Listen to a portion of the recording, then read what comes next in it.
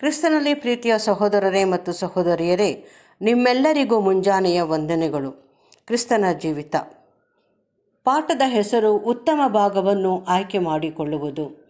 Harvest ಗ್ಲೆನಿಂಗ್ಸ್ ಗ್ರಂಥ 2 ಪುಟ 80ರಿಂದ ಆಯ್ದುಕೊಂಡದ್ದು. ಪುಟದ ಸಂಖ್ಯೆ 257 258.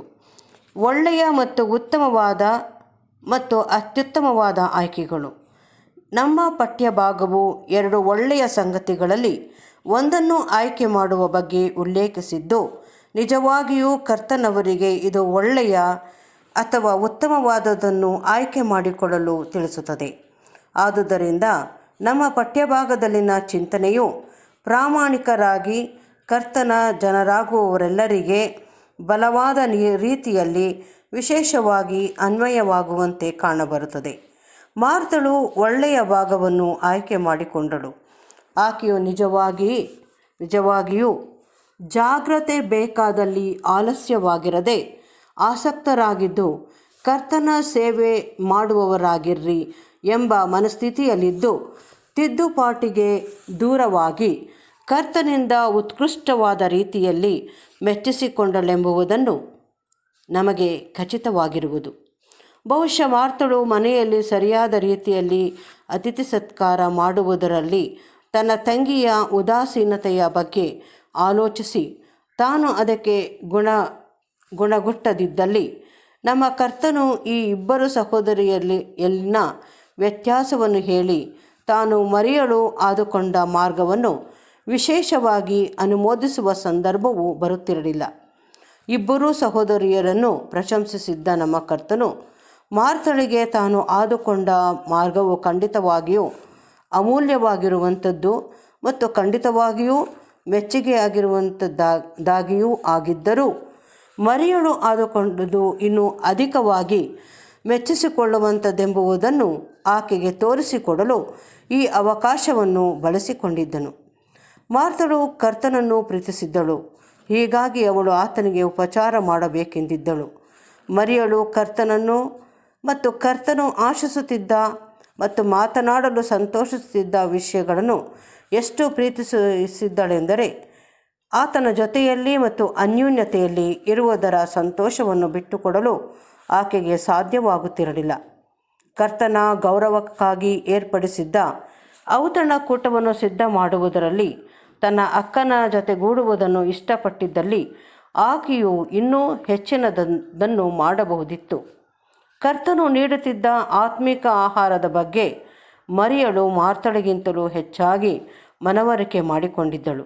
ಅದು ಯಾವ ಬಗೆಯದಲ್ಲಿತ್ತೆಂದರೆ, ಸಮಾರ್ಯಕ್ಕೆ ಹತ್ತಿರವಿದ್ದ ಬಾವಿಯ ಬಳಿಯಲ್ಲಿ ತನ್ನ ಶಿಷ್ಯರು ಗುರುವೇ ತಿನ್ನು ಎಂದು ತನಗೆ ಪ್ರಾರ್ಥಿಸಿಕೊಂಡಾಗ, ನಿಮಗೆ ತಿಳಿಯದಂಥ ಆಹಾರವು ನನಗುಂಟು ಎಂದು ಅವರಿಗೆ ಉತ್ತರಿಸಿ, ಪುನಃ ತನ್ನನ್ನು ಕಳುಹಿಸಿದಾತನ ಚಿತ್ತದಂತೆ ಮಾಡಿ ಆತನ ಕೆಲಸಗಳನ್ನು ಪೂರೈಸುವುದೇ ನನ್ನ ಆಹಾರವು ಎಂದು ಹೇಳಿದ ಬಗೆಯಲ್ಲಿತ್ತು.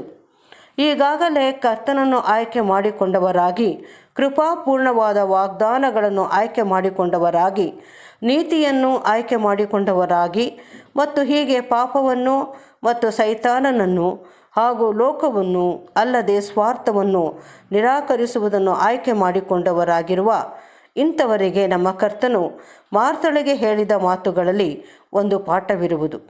ಹೀಗೆ ಈ ಎಲ್ಲ ವಿಧದಲ್ಲಿ ಒಳ್ಳೆಯದನ್ನು ಆಯ್ಕೆ ಮಾಡಿಕೊಂಡಿರುವ ನಮಗೆ ಕರ್ತನ ದೃಷ್ಟಿಯಲ್ಲಿ ಒಳ್ಳೆಯದವುಗಳ ಜೊತೆಯಲ್ಲಿ ಉತ್ತಮವಾದವುಗಳು ಮತ್ತು ಅತ್ಯುತ್ತಮವಾದವುಗಳು ಇರುವವೆಂಬುದನ್ನು ನಾವು ತಿಳಿದಿರಬೇಕು. ಇಲ್ಲಿರುವ ಪಾಠವೇನೆಂದರೆ, ಕರ್ತನ ಸೇವೆಯಲ್ಲಿ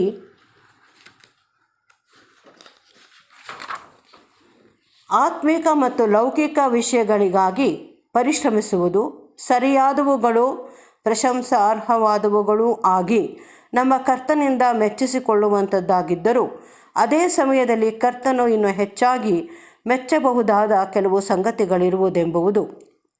ನೀತಿಗೆ ಹಸಿದು ಬಾಯಾರಿದವರನ್ನು, ಆತನ ಮಾತುಗಳು ಆಹಾರ ಮಾಡಿಕೊಂಡವರನ್ನು, ತನ್ನ ಪಾದಗಳ ಬಳಿಯಲ್ಲಿ ಕುಳಿತುಕೊಳ್ಳುವವರನ್ನು, ತನ್ನ ಮಹಿಮೆಯುಳ್ಳ ಯೋಜನೆಗಳಲ್ಲಿ ಉಲ್ಲಾಸಿಸುವವರನ್ನು ಮತ್ತು ಅವುಗಳು ಪ್ರಕಟವಾಗುವಾಗ ಉಂಟಾಗುವ ಪ್ರಕಟನಾ ಸಭೆಯಲ್ಲಿ ಆನಂದಿಸುವರು. ಈ ಎಲ್ಲವನ್ನು ಆತನು ಬಹುವಾಗಿ ಮೆಚ್ಚುವನು. ಜೀವಿತದ ಸಂಗತಿಗಳೆಲ್ಲವುಗಳಲ್ಲಿ ಸರಿಯಾದವುಗಳನ್ನು ಆಯ್ಕೆ ಮಾಡುವುದರ ಮತ್ತು ಇವುಗಳಲ್ಲಿ ಆಗುವ ಅಲ್ಪವಾದ ತಪ್ಪುಗಳು ಜೀವಿತದ ಮುಂದಿನ ಸಂಗತಿಗಳೆಲ್ಲವುಗಳ ಮೇಲೆ ದುಷ್ಪರಿಣಾಮ ಬೀರುವವೆಂಬುದನ್ನು ಅರಿತುಕೊಳ್ಳುವುದರ ಪ್ರಾಮುಖ್ಯತೆಯ ಜೊತೆಗೆ ನಾವು ಮನವರಿಕೆ ಮಾಡಿಕೊಡಲು ಬಯಸುವ ಒಂದು ವಿಶೇಷ ಪಾಠವೇನೆಂದರೆ ಆತನ ಸೇವೆಯಲ್ಲಿ ಕ್ರಿಯಾಶೀಲರಾಗಿರಬೇಕೆಂಬುದು.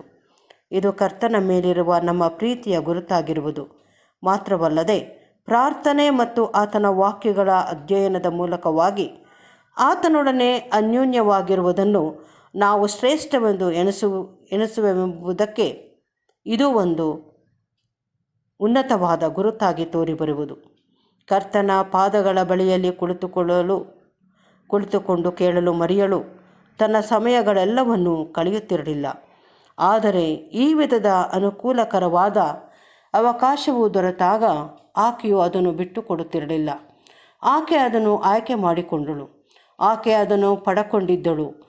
ಆಕೆಯು ಇದರೊಂದಿಗೆ ಆಶೀರ್ವಾದವನ್ನು ಹೊಂದಿದ್ದಳು ಮತ್ತು ನಂತರದ ಕಾರ್ಯಗಳಿಗೆ ಆಕೆಯು ಉತ್ತಮವಾದ ರೀತಿಯಲ್ಲಿ ಸಿದ್ಧಳಾಗಿದ್ದಳೆಂಬುದಕ್ಕೆ ಸಂದೇಹವಿರಲಿಲ್ಲ. ಕರ್ತನ ಜನರ ವಿಷಯದಲ್ಲಿಯೂ ಹೀಗೆಯೇ ಇರಬೇಕು. ಕರ್ತನ ಅನ್ಯೋನ್ಯತೆಯಲ್ಲಿರಲು ತೆಗೆದುಕೊಂಡ ಕಾಲವನ್ನು ಮತ್ತು ಆತನ ವಾಕ್ಯಗಳನ್ನು ಅಧ್ಯಯನ ಮಾಡುವುದರಲ್ಲಿ ಕಳೆದ ಸಮಯವನ್ನು ವ್ಯರ್ಥವೆಂದು ಯೋಚಿಸಬಾರದು. ಪ್ರತಿಯಾಗಿ ಅವರು ಹೀಗೆ ಒಡೆಯನ ಪಾದಗಳ ಬಳಿಯಲ್ಲಿ ಆತನ ಮಾತುಗಳನ್ನು ಮತ್ತು ಆತನ ಆತ್ಮವನ್ನು ಪಾನ ಮಾಡುವುದರಲ್ಲಿ ಕಾಲ ಕಳೆಯುವುದು ಕರ್ತನ ಸೇವೆಯಲ್ಲಿ ಬರುವ ಪರಿಶೋಧನೆಗಳನ್ನು ಎದುರಿಸಲು ಸಿದ್ಧಗೊಳಿಸುವೆಂಬುದನ್ನು ಅವರು ತಿಳುಕೊಳ್ಳಬೇಕು. ಅಲ್ಲದೆ ಇವು ಕರ್ತನ ಸೇವೆಯಲ್ಲಿನ ಇನ್ನೂ ವಿವೇಕಪೂರ್ಣವಾದ ಚಟುವಟಿಕೆಗಳಲ್ಲಿ ತೊಡಗಿಸಿಕೊಳ್ಳಲು ಸಿದ್ಧಗೊಳಿಸುವುದೆಂಬುದನ್ನು ಅವರು ಅರಿತುಕೊಳ್ಳಬೇಕು. ಇಂಥ ಒಂದು ವಿಧಾನವು ಕರ್ತನಿಗೆ ಮೆಚ್ಚುಗೆಯಾಗಿರುವುದು. ನಾವು ಉತ್ತಮವಾದ ಭಾಗವನ್ನು ಆಯ್ಕೆ ಮಾಡಿಕೊಳ್ಳೋಣ. ನಮ್ಮ ಕರ್ತನಿಗೆ ಅತಿ ಸಂತೋಷವಾಗುವ ಭಾಗವನ್ನು ಆರಿಸಿಕೊಳ್ಳುವವರಾಗೋಣ. ಪ್ರಿಯ ಕರ್ತನೇ, ನಮ್ಮ ಜೀವಿತಗಳು ಹೀಗೆಯೇ ಇರಲಿ. ಬಿರುಗಾಳಿಯು ಬೀಸಿದಾಗ ಇದರ ಪರಿಮಳವು ಸುಗಂಧ ವಾಸನೆಯಾಗಿ ಹರಿದು ಬರಲಿ.